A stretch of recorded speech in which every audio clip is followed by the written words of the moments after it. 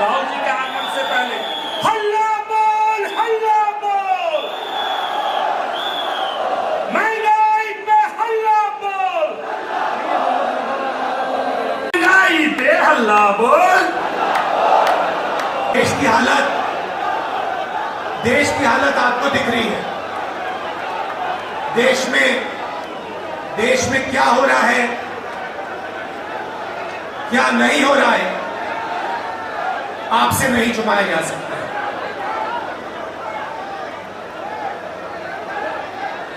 और जब से बीजेपी की सरकार आई है, तब से देश में नफरत और क्रोध बढ़ता जा रहा है। सही है? आपको लग रहा है कि नफरत और क्रोध देश में बढ़ता ही जा रहा है। सही है ना?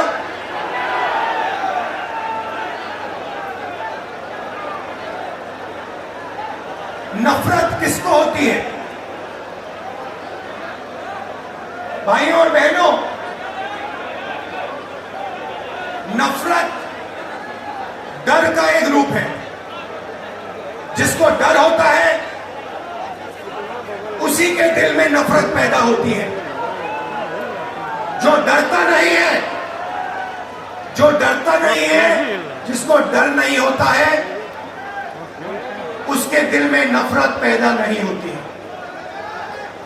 तो भाइयों और बहनों, जब हम कहते हैं हिंदुस्तान में नफरत बढ़ रही है, उसी बात को दूसरे तरीके से कहना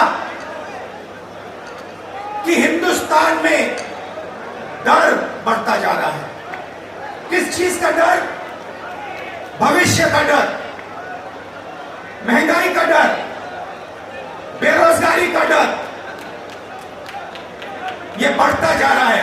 और इसके कारण हिंदुस्तान में नफरत बढ़ती जा रही है। और नफरत से क्या होता है? नफरत से लोग बढ़ते हैं, देश बढ़ता है और देश कमजोर होता है। बीजेपी और आरएसएस के नेता देश को बांटते हैं और जानबूझकर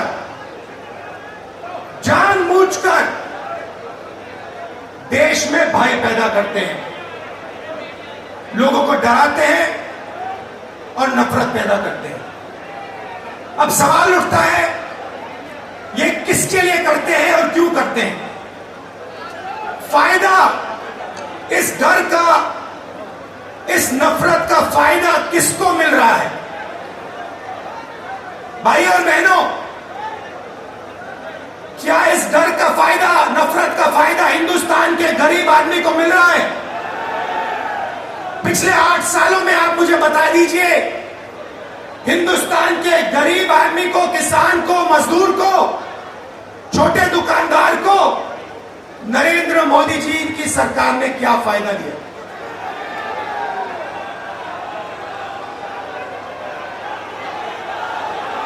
पूरा का पूरा फायदा, डर और नफरत का फायदा हिंदुस्तान के 2 उद्योगपति उठा रहे हैं। आप बाकी उद्योगपतियों से भी पूछ लो, वो भी आपको बताएंगे कि पिछले 8 साल में हमारा कोई फायदा नहीं हुआ, सिर्फ 2 व्यक्तियों का फायदा हुआ है। और देखने को मिल रहा है, चाहे एयरपोर्ट हो, चाहे पोर्ट हो, सड़कें हो, सब कुछ, सेलफोन, तेल, सब कुछ इन्हीं 2 व्यक्तियों के हाथ में जा रहा है। मीडिया देश को डराती है, नफरत पैदा होता है, और फिर पूरा का पूरा फायदा बीजेपी 2 लोगों को दे रही है। आप देखिए, नरेंद्र मोदी जी ने नोटबंदी की। नोटबंदी से गरीबों का फायदा हुआ? गरीबों की जेब से पैसा निकाला, गरीबों को कहा काले धन के खिलाफ लड़ाई है, और फिर कुछ ही महीनों बाद आपने देखा कि जो आपके जेब में से पैसा निकाला गया था, लाखों करोड़ रुपए देश के सबसे बड़े उद्योगपतियों का कर्जा माफ किया गया। किसान का कर्जा माफ नहीं करेंगे, किसान के खिलाफ 3 काले कानून लाएंगे, कहेंगे कि ये कानून किसानों के फायदे के लिए है। अगर किसानों के फायदे के लिए है तो फिर पूरे देश में किसान क्यों खड़ा है, सड़कों पे क्यों उतरा है और आपके खिलाफ क्यों खड़ा है? ये 3 कानून किसानों के लिए नहीं थे, ये 3 कानून उन्हीं 2 उद्योगपतियों के लिए थे। और हिंदुस्तान के किसान को यह बात एकदम समझ आ गई, इसलिए हिंदुस्तान का कानून, हिंदुस्तान का किसान सड़क पे आके खड़ा हो गया और उसने नरेंद्र मोदी जी को अपनी शक्ति दिखा दी। और जब नरेंद्र मोदी जी को पता लगा कि हिंदुस्तान के किसान की शक्ति मेरे खिलाफ खड़ी है, तो नरेंद्र मोदी जी ने वही कानून रद्द कर दिया। यही बात जीएसटी के साथ हुई। कांग्रेस पार्टी एक दूसरी जीएसटी लाना चाहती थी, बीजेपी ने जीएसटी को बदला, 5 अलग अलग टैक्स और जबरदस्त चोट। जो छोटे दुकानदार हैं, स्मॉल और मीडियम साइज बिजनेस वाले हैं, मजदूर हैं, किसान हैं, उन पर चोट पड़ी। और आज हालत क्या है? और यहां स्टेज से बोलना मुझे अच्छा नहीं लग रहा है, मगर आज हिंदुस्तान की हालत यह है कि अगर देश चाहता भी है तो देश अपने युवाओं को रोजगार नहीं दे पाएगा। क्यों? भाइयों और बहनों, देश को रोजगार ये 2 उद्योगपति नहीं देते हैं, देश को रोजगार स्मॉल और मीडियम बिजनेस वाले देते हैं, देश को रोजगार किसान देते हैं। और इन लोगों की रीढ़ की हड्डी नरेंद्र मोदी जी ने तोड़ दी है। तो आज जो इस देश को रोजगार दे सकते थे, वो इस देश को रोजगार नहीं दे सकते। और बेरोजगारी, जो आज आपको बेरोजगारी दिख रही है, वो आने वाले समय में और भी बढ़ेगी। एक तरफ आपको बेरोजगारी की चोट लग रही है और दूसरी तरफ महंगाई। मेरे पास आंकड़े हैं, 2014 में एलपीजी का सिलेंडर 410 रुपए का था, आज 1050 रुपए का है। पेट्रोल 70 रुपए लीटर, आज तकरीबन 100 रुपए लीटर। डीजल 55 रुपए लीटर, आज 90 रुपए लीटर। सरसों का तेल 90 रुपए लीटर, आज 200 रुपए लीटर। दूध 35 रुपए लीटर, आज 60 रुपए लीटर। आटा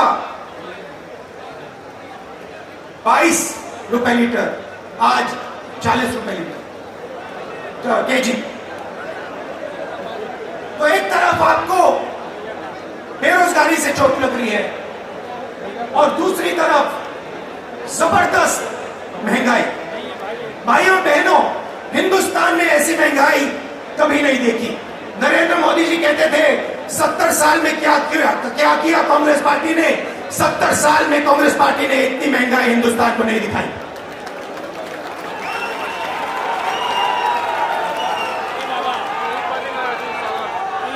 तो हिंदुस्तान का आम नागरिक बहुत मुश्किल में है।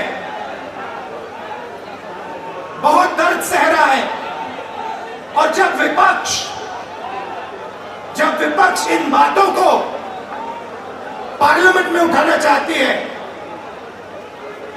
तो नरेंद्र मोदी जी और उनकी सरकार विपक्ष को पार्लियामेंट में बोलने नहीं देती। चाहे किसानों का मुद्दा हो,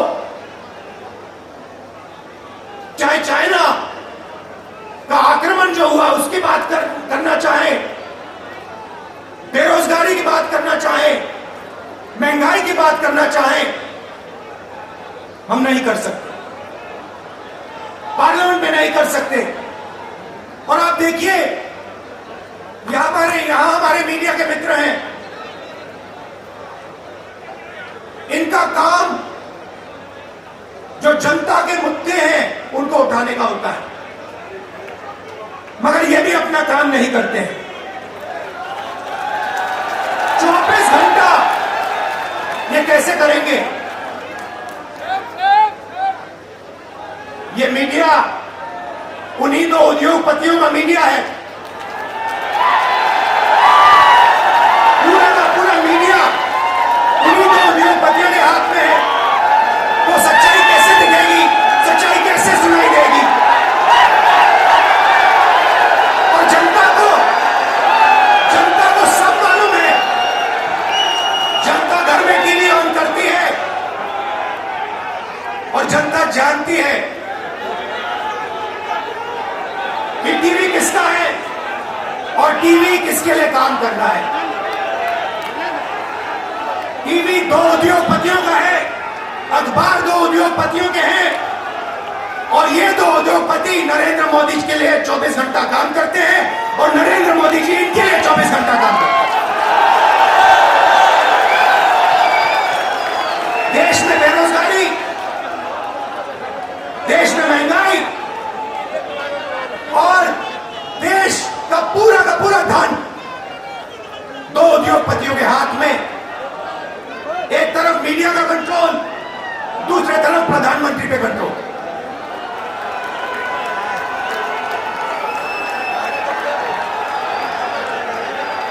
अभी किसी ने कहा नरेंद्र मोदी जी प्रधानमंत्री हैं, मगर मैं आपको एक गारंटी दे सकता हूं, नरेंद्र मोदी जी प्रधानमंत्री हैं, मगर उन दो उद्योगपतियों के समर्थन के बिना नरेंद्र मोदी प्रधानमंत्री नहीं हो सकते।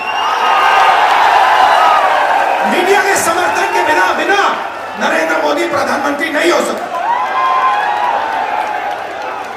और जो हिंदुस्तान के इंस्टीट्यूशंस हैं, चाहे मीडिया हो, प्रेस हो,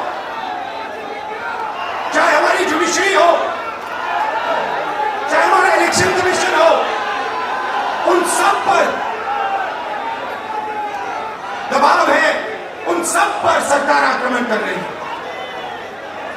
तो यात्रा की क्या जरूरत है? यात्रा की यह जरूरत है कि विपक्ष के सामने और कोई रास्ता ही नहीं है, हमें सीधा जनता के बीच में जाना पड़ेगा।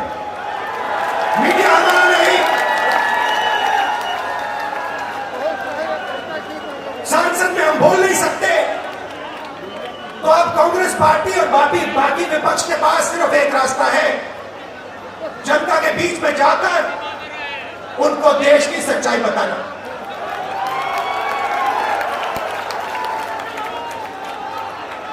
जो भी नरेंद्र मोदी जी के खिलाफ काम करना चाहता है, चाहे कोई भी हो,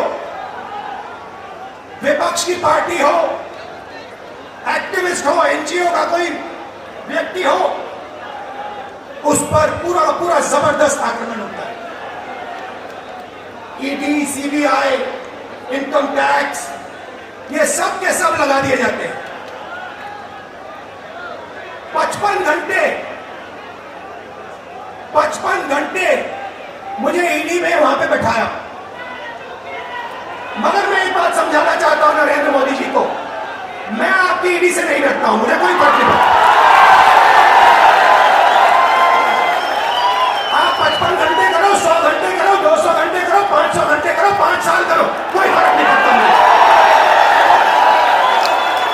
ये हमारा जो संविधान है, जो इस देश की आत्मा है, रक्षा करना, आज इसको बचाने का काम हर हिंदुस्तानी नागरिक को करना पड़ेगा। क्योंकि अगर हमने ये नहीं किया, अगर हम आज नहीं खड़े हुए, तो फिर ये देश नहीं बचेगा। क्योंकि ये देश संविधान है, ये देश इस देश की जनता की आवाज है, ये देश इस देश की जनता का भविष्य है। ये देश दो उद्योगपतियों का नहीं है, ये देश हिंदुस्तान के गरीब लोगों का है। और आज दो हिंदुस्तान बन गए हैं, एक मजदूरों का, गरीबों का, किसानों का, बेरोजगार युवाओं का। उस देश में कोई सपना नहीं देखा जा सकता। उस देश में अगर आप रोजगार चाहते हो नहीं मिल सकता। अगर आप अपने बच्चों को कॉलेज यूनिवर्सिटी में भेजना चाहते हो आप नहीं कर सकते हो। उस देश में आपको अपना खून पसीना देना पड़ेगा और खून पसीना देने के बाद आपको कोई फायदा नहीं मिलेगा। और दूसरा देश इसी हिंदुस्तान के अंदर 2, 3, 10, 15 उद्योगपतियों का, अरबपतियों का, उसमें आप जो भी सपना देखना चाहते हो देख सकते हो। जो भी आप चाहते हो आपको हिंदुस्तान में मिल जाएगा।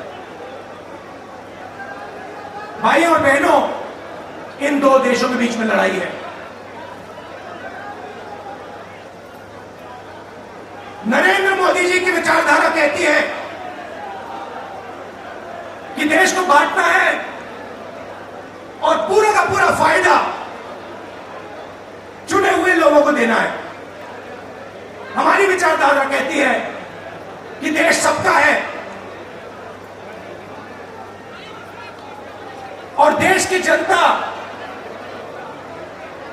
जो अपना खून और पसीना देती है उसका फायदा 2-3 उद्योगपतियों को नहीं मिलना चाहिए। उसका फायदा हिंदुस्तान के किसान को, मजदूर को, गरीब को, बेरोजगार युवाओं को मिलना चाहिए। ये फर्क है। और आप जाइए, आप आज चले जाइए और किसी भी छोटे दुकानदार से, किसी भी मजदूर से, किसी भी स्मॉल और मीडियम बिजनेस वाले से, किसी भी किसान से पूछ लीजिए क्या यूपीए के समय और आज के समय में क्या फर्क है। यूपीए के समय में 70,000 करोड़ रुपए यूपीए की सरकार ने हिंदुस्तान के किसानों को दिया बिना पूछे। नरेंद्र मोदी जी ने 3 काले कानून दिए। मजदूरों के लिए यूपीए सरकार ने एक ऐतिहासिक कानून मनरेगा दिया। नरेंद्र मोदी जी ने पार्लियामेंट में कहा कि मनरेगा गरीबों पर अपमान है। और फिर आज उनको नरेगा देना पड़ रहा है, क्योंकि अगर आज यूपीए का नरेगा नहीं होता हिंदुस्तान में आग लग जाती। जमीन अधिग्रहण बिल हम लाए, लाखों करोड़ रुपए हमने गरीब जनता को कॉम्पनसेशन में दिला। लाखों करोड़ रुपए अरबपति बना दिए। पहले बिना पूछे किसान की जमीन छीन ली जाती थी। हजारों एकड़ बिना पूछे 1 मिनट में छीन लिया जाता था।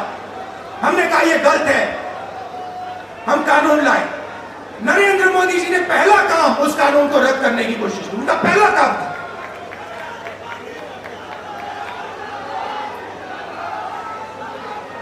यूपीए के समय आर्थिक प्रगति थी। हम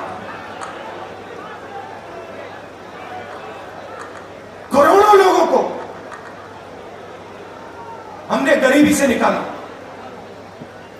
जितने लोगों को हमने 27 करोड़ लोगों को गरीबी से निकाला 10 साल में, 27 करोड़ लोग।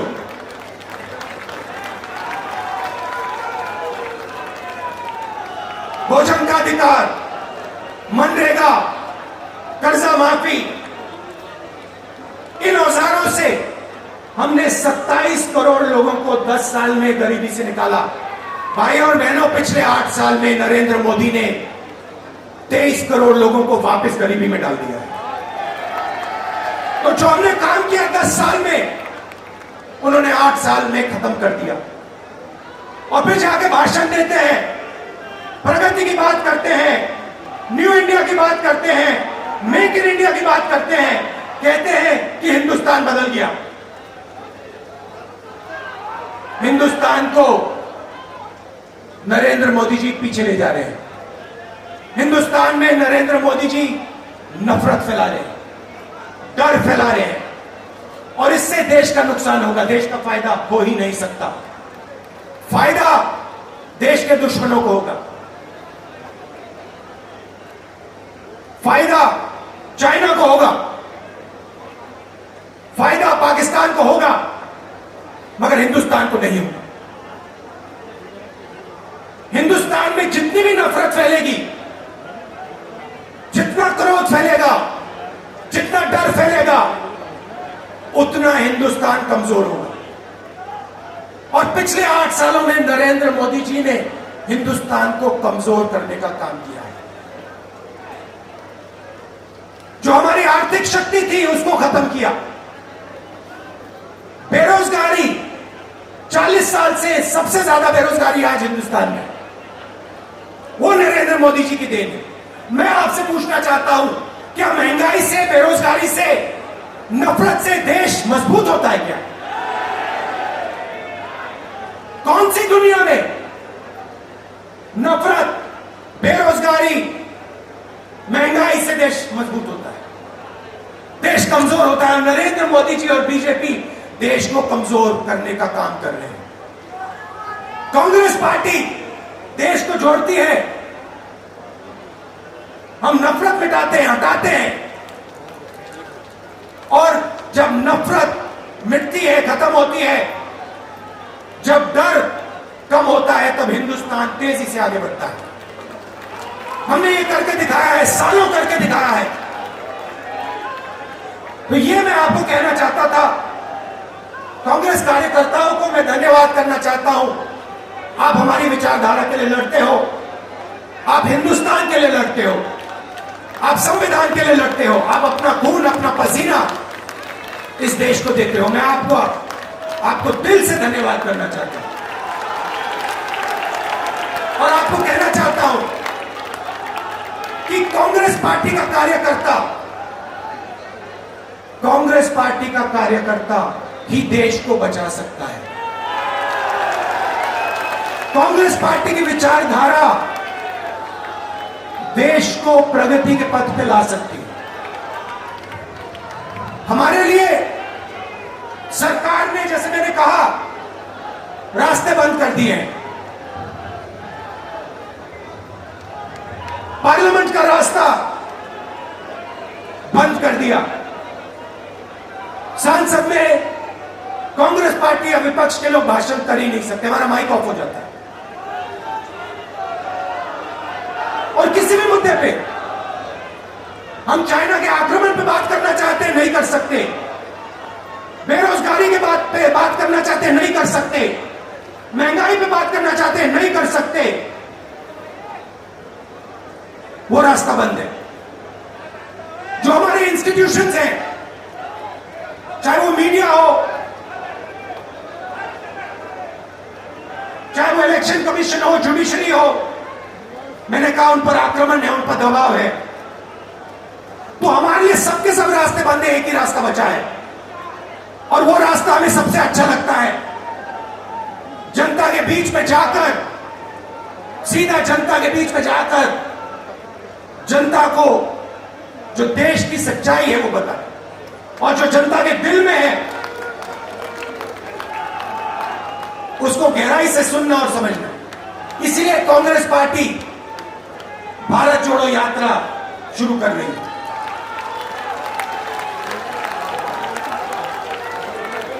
आप सब दूर दूर से आए, इसके लिए मैं आपको दिल से धन्यवाद करना चाहता हूं। विचारधारा की लड़ाई है और कांग्रेस पार्टी की विचारधारा और जो हमारे सब विपक्ष की पार्टियां हैं मिलकर बीजेपी और आरएसएस की विचारधारा को हराएंगे। बहुत बहुत धन्यवाद। नमस्कार। जय हिंद।